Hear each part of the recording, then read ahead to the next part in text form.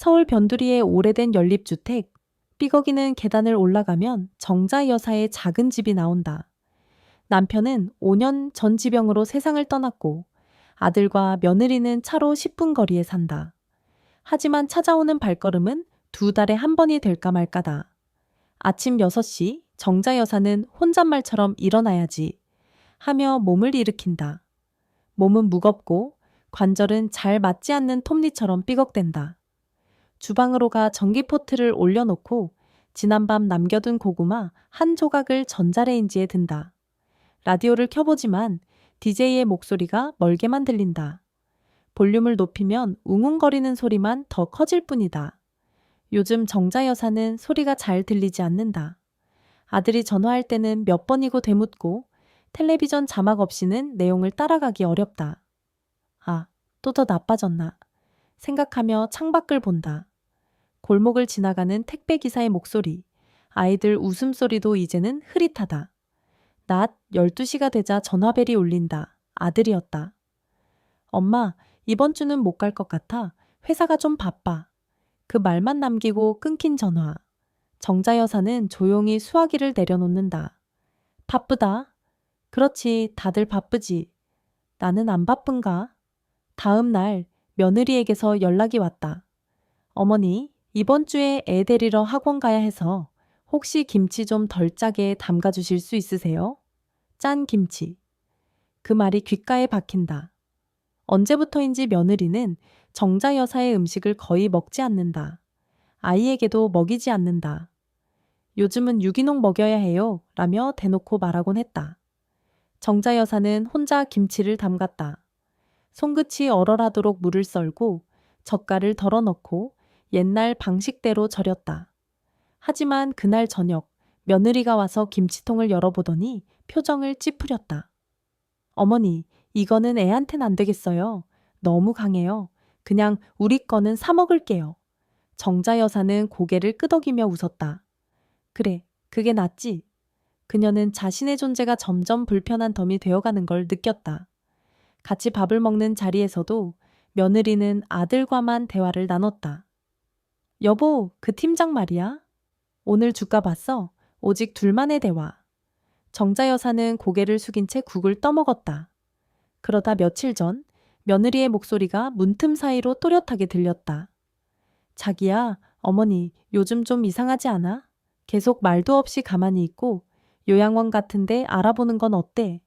그 말은 마치 칼날처럼 정자 여사의 귀를 스쳤다. 그래, 이제 내가 짐이구나. 하지만 아무 말도 하지 않았다. 혼잣말처럼 속으로만 되뇌었다. 말하면 뭐해? 들으려 하지도 않는데. 그날 밤 정자 여사는 서랍 깊숙이 넣어뒀던 작은 물건을 꺼냈다. 은색의 작고 낡은 녹음기. 옛날 교사 시절 학부모 상담을 대비해 사용하던 것이다. 그녀는 배터리를 갈고 메모리 카드를 다시 꽂았다.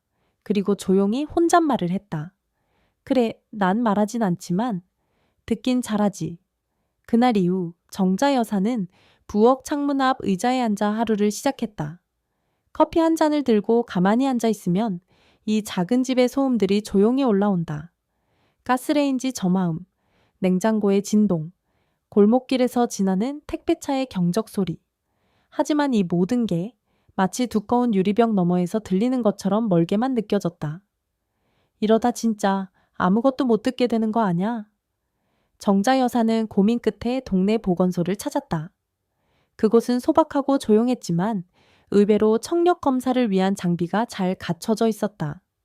하얀 가운을 입은 청력사 젊은 여자가 다정하게 말했다. 할머님, 지금 듣기 불편하신 소리들이 꽤 많으시죠? 다행히 아직 완전한 난청은 아니세요. 노화성 청력 저하입니다. 최신 보청기를 쓰시면 일상 대화엔 큰 문제 없으실 거예요. 정자 여사는 처음엔 망설였다. 보청기라는 단어가 주는 이미지 때문이었다. 무언가를 잃은 사람이라는 낙인이 찍힐 것 같았기 때문이다. 하지만 다음 주 며느리가 다시 와서 무심하게 내뱉은 한마디가 그녀의 마음을 바꿔놓았다. 어머니, 요즘 잘 못 들으시니까 아예 저희가 필요한 말씀은 문자로 드릴게요. 그 말은 친절처럼 보였지만 실은 불편함의 선 긋기였다. 며느리는 자기 말을 못 알아듣는 시어머니를 감당할 여유가 없었다. 그제야 정자 여사는 결정했다. 들리기 위해서가 아니라 속지 않기 위해 들어야겠다. 그 주말 정자 여사는 보청기를 맞췄다. 손톱보다 작은 크기의 고급 디지털 보청기. 귀 안에 쏙 들어가는 타입이라 외관상 티도 나지 않았다. 처음 꽂았을 때는 모든 소리가 너무 커서 어지러웠다. 새소리도, 창밖 트럭 소리도, 며느리의 발자국 소리도 너무 생생해서 머리가 울릴 정도였다. 어머니, 잘 들리세요? 아들이 조심스럽게 물었다. 정자 여사는 미소만 지었다. 조금 나아졌지. 하지만 그녀는 일부러 그 사실을 감췄다. 며느리에게는 여전히 뭐라고 다시 말해봐라 하며 되묻기도 했다. 그것이 이제 자신만의 귀가 되어줄 것을 알았기 때문이다. 보청기로 다시 들리기 시작한 소리들 속엔 과거의 자신도 있었다. 한때는 교실에서 40명의 아이들 이름을 외우고 발표하는 목소리를 귀로 익히던 선생님이었다. 그땐 귀가 곧 안테나였고 무기였다. 이제 다시 그 무기를 꺼낼 때가 된 것이다. 그날 밤 정자 여사는 낡은 녹음기를 다시 점검했다. 녹음 품질이 생각보다 좋지 않았다. 그래서 온라인으로 새 녹음기를 하나 주문했다. 녹음 파일이 자동으로 날짜별 정리되고 음성 감지 기능까지 있는 최신 기종이었다. 배송은 다음 날 도착했다. 이제부터는 내가 말하지 않아도 기록될 거야. 정자 여사는 혼잣말처럼 말했다. 며칠 뒤 며느리가 다시 집을 찾았다. 손에는 쇼핑백을 들고 있었다. 어머니, 이번에 남편이랑 얘기했는데요. 어머니 집 좀 정리해서 저희 집 근처로 옮기시면 어떨까 해서요. 요즘 혼자 계시기엔 너무 넓기도 하고. 정자 여사는 고개를 끄덕이며 말했다. 그래? 그럼 좀 더 생각해 볼게. 그날 밤 그녀는 녹음기를 꺼내 재생했다. 며느리의 목소리가 또렷하게 들렸다. 이 집 팔면 전세금도 보탤 수 있을 것 같아. 요즘 전세가 너무 올라서. 녹음기 속 며느리의 목소리는 평소보다 더 차가워 보였다. 정자 여사는 조용히 메모장에 그 문장을 적었다. 집 팔면 전세 보탤 수 있다. 날짜 4월 17일. 그녀의 손놀림은 느렸지만 단단했다. 마치 오랜 교사 시절 상담 일지를 쓰던 그때처럼.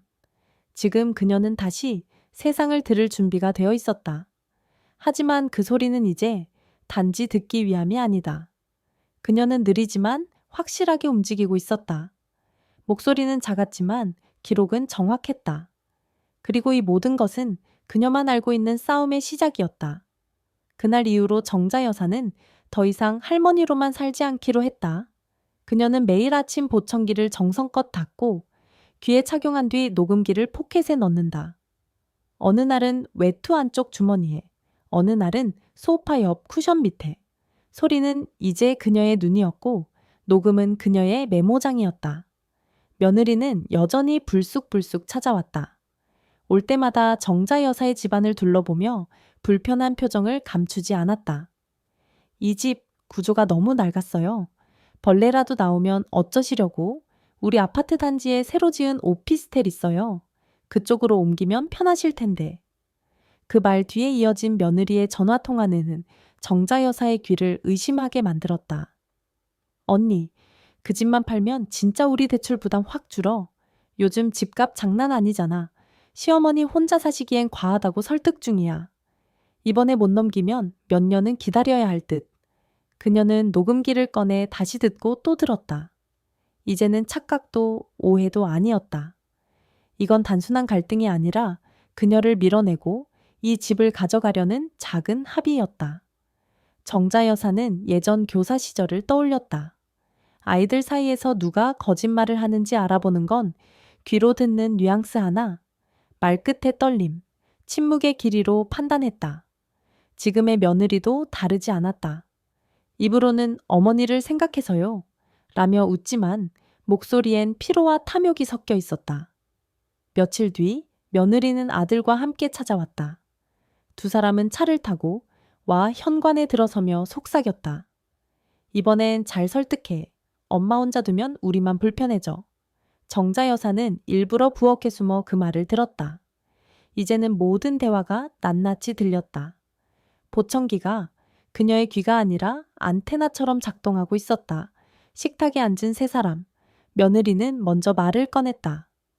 어머니, 그동안 감사했어요. 아드님이랑 저랑 상의했는데요. 이제 어머니도 좀 편히 쉬셔야죠. 저희가 근처 오피스텔 구해봤어요. 병원도 가깝고 관리도 잘 되고. 정자 여사는 잠시 아무 말도 하지 않았다. 침묵이 흐르는 동안 아들은 휴대폰을 만지작거리며 고개를 숙이고 있었다. 그래, 오피스텔이라? 근데 왜 갑자기? 며느리는 웃으며 말했다. 요즘 세상에 혼자 사시는 건 위험하기도 하고요. 저희도 계속 신경 쓰여서요. 그리고 이 집이 좀 낡았잖아요. 팔고 나면 어머니 생활비도 더 넉넉해질 수 있고. 정자 여사는 그 말을 음미하듯 천천히 되뇌었다. 생활비? 그녀는 알고 있다. 며느리는 매달 보내주는 용돈을 기부처럼 여겼고 아들은 생활비를 의무처럼 생각했다. 하지만 그녀는 지금껏 그 어떤 부탁도 한 적 없었다. 남편이 남긴 보험금과 적금, 그리고 교직 퇴직금. 작지 않은 돈이었고 이 집도 그녀 단독 명의였다. 밤이 되자 정자 여사는 녹음기를 연결해 노트북으로 파일을 옮겼다. 폴더 이름을 2025 최 가족 대화 기록처이라고 저장하고 날짜별로 메모를 남겼다. 4월 20일. 집 팔면 전세금 보탤 수 있다. 4월 25일. 오피스텔 옮기자 불편하다. 4월 28일. 엄마 혼자 두면 우리만 불편해져. 그녀는 펜을 들어 노트에 또박또박 썼다. 나는 착각하지 않았다. 나는 귀로 보고 있다. 다음 날 동네 마트에서 점원을 기다리다 뒤편에서 들려오는 며느리의 목소리를 또 듣게 됐다. 그녀는 친구와 통화 중이었다. 진짜 이사만 되면 숨 좀 쉬겠어. 맨날 들락날락 짜증나 죽겠어. 정자 여사는 조용히 녹음 버튼을 눌렀다. 이젠 귀로 싸우는 거다. 그 어떤 말도 내게서 사라지지 않는다. 봄비가 내리던 수요일 아침, 정자 여사는 우산을 들고 시장에 나섰다. 보청기를 착용하고 나서부터는 바깥 세상이 전보다 훨씬 생생하게 다가왔다. 비닐 천막을 두드리는 빗소리, 생선 좌판 위에 떨어지는 물방울 소리, 상인들의 외침, 그리고 그 속에서 낯익은 목소리 하나가 불쑥 귀에 들어왔다. 정자야, 너 정자 맞지? 뒤를 돌아보니 회색 쇼컷 머리에 짙은 립스틱을 바른 여인이 서 있었다. 김분옥, 고등학교 동창이자 같은 시기에 초등학교 교사로 일했던 동료였다. 어머, 너 분옥이니? 두 사람은 잠시 빗속에 서서 서로를 바라보다 웃음을 터뜨렸다. 젊은 시절 교무실에서 도시락을 나눠 먹고 수업 끝나면 둘이 앉아 교육 얘기를 하던 기억이 한꺼번에 떠올랐다. 근처 카페에 자리를 잡고 따뜻한 커피를 마시며 이야기를 나누던 중 분옥이 정재에게 물었다. 너 왜 이렇게 수척해졌니? 얼굴이 다 말랐어. 무슨 일 있어? 순간 정자 여사는 망설였다. 하지만 오래된 친구 앞에서 거짓말을 할 수는 없었다. 천천히 자신이 겪고 있는 일들을 털어놓았다. 며느리의 무시, 아들의 침묵, 그리고 집을 팔라는 압박. 녹음기와 보청기로 진실을 엿듣고 있다는 것도 숨기지 않았다. 분옥은 놀라지도 동정하지도 않았다. 대신 잔잔한 눈빛으로 말했다. 너 나보다 훨씬 더 잘하고 있어. 이건 단순한 가족 문제가 아니야. 이건 권리의 문제야. 정자는 고개를 끄덕였다. 근데 이걸 어디에 말해야 할지 모르겠어. 그냥 가족끼리 일이라고 치부될까봐. 분옥은 핸드백에서 명함 하나를 꺼내 건넸다. 여기 내 조카가 하는 무료 법률 상담소야. 주로 노인 상담 많이 받아. 가족 간 재산 문제, 요양원 강제 입소, 그런 상담. 요즘 엄청 많아졌어. 정자 여사는 명함을 천천히 들여다보았다. 서울시민 노인법률센터 김성민 변호사 며칠 후 분옥과 함께 상담소를 찾았다. 변호사는 조용히 정자 여사의 이야기를 들은 후 차분히 말했다. 현재 상황이라면 할머님께서 먼저 진명의와 금융정보를 정리해 두시는 게 중요합니다. 그리고 이 녹음 파일들 충분히 증거력 있습니다. 정리해서 USB에 담아두시고 혹시라도 강제 퇴거나 사기 의심 정황이 있다면 바로 신고 가능합니다. 정자 여사는 그날 처음으로 내가 할 수 있는 일이 있다는 생각이 들었다. 이건 단지 불쾌한 감정의 문제가 아니었다. 내 인생의 주도권을 지키기 위한 싸움이었다. 상담을 마친 후 분옥은 웃으며 말했다. 정자야, 우리 옛날에 학부모들한테 치이고도 안 울던 거 기억나지? 넌 그런 사람이야. 너무 잘하고 있어. 그 말이 왠지 눈물겹게 들렸다. 긴 시간 동안 정자 여사는 자신을 자꾸만 작아지게 만들던 세상의 소리를 참고 참아왔다. 이제는 그 소리를 다시 듣고 다시 말하려 한다.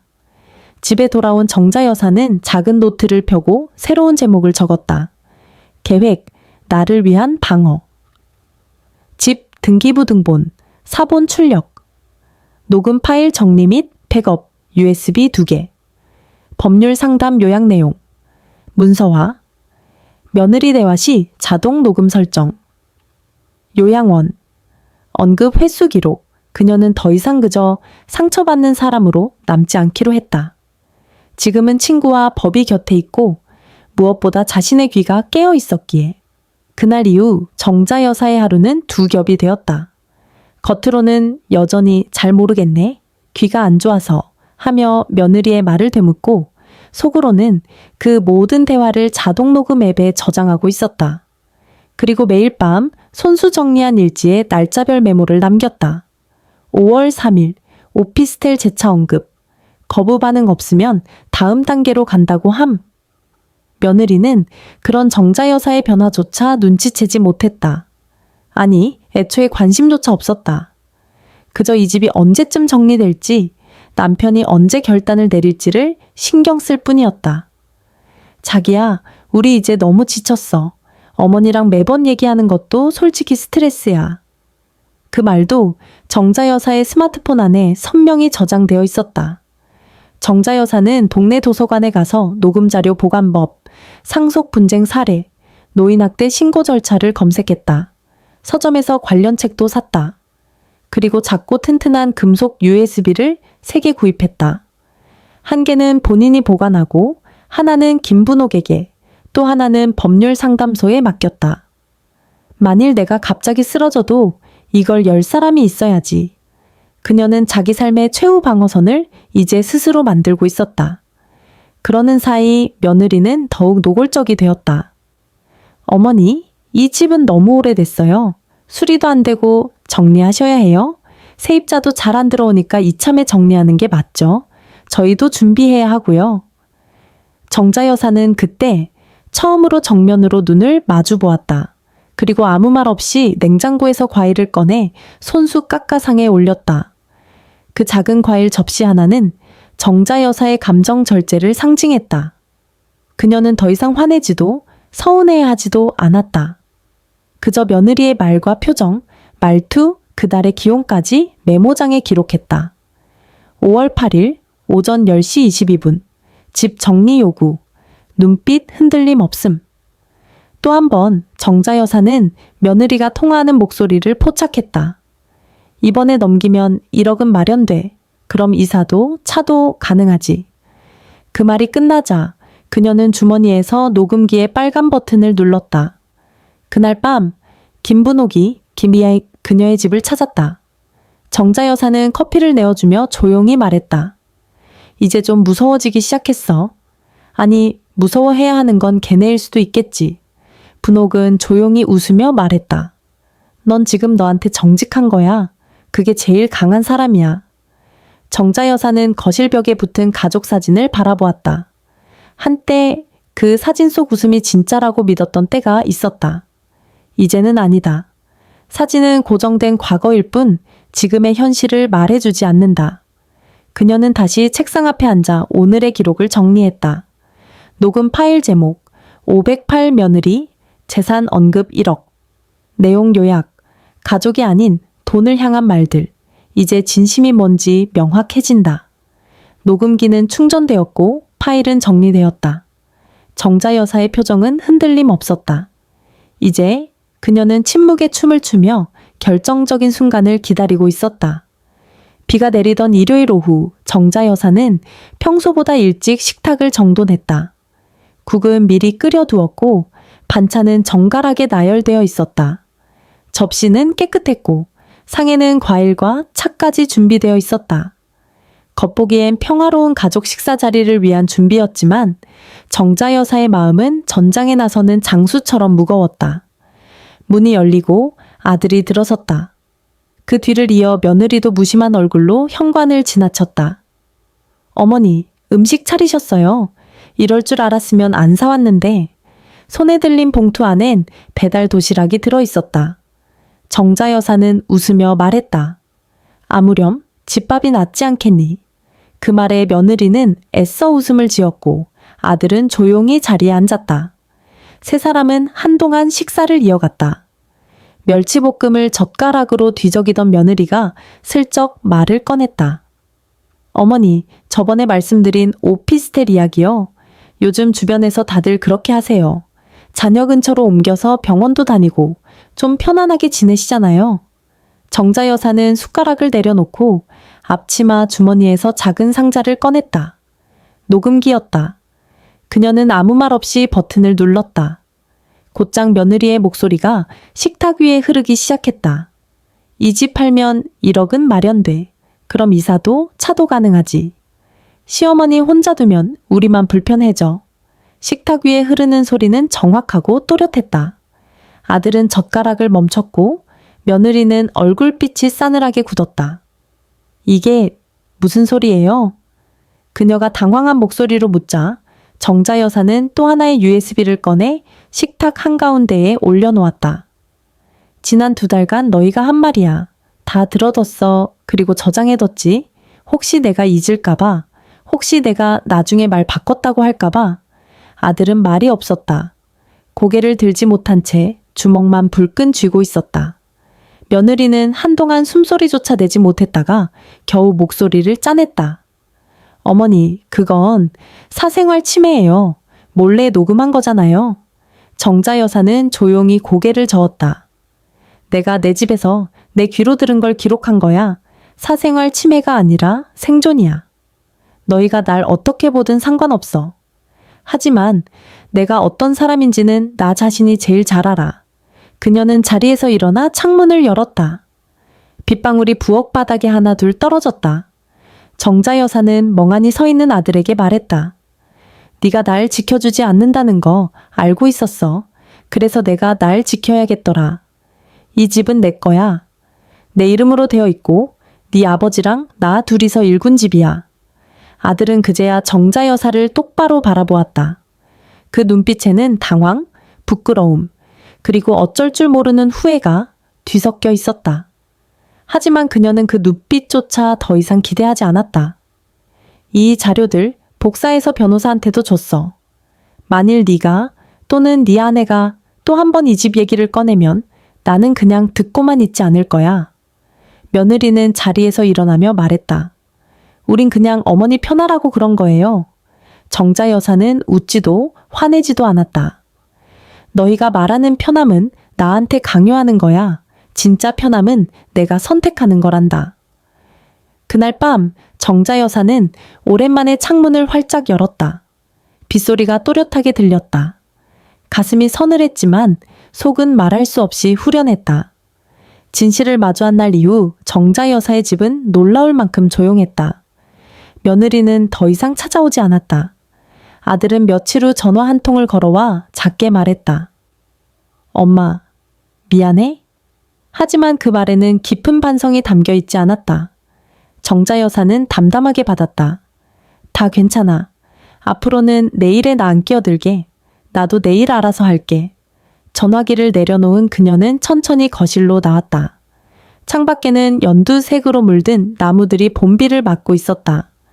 보청기를 착용한 귀에는 이른 아침 골목에서 오가는 사람들의 발소리, 자전거 벨소리, 그리고 길고양이의 울음소리까지 또렷하게 들렸다.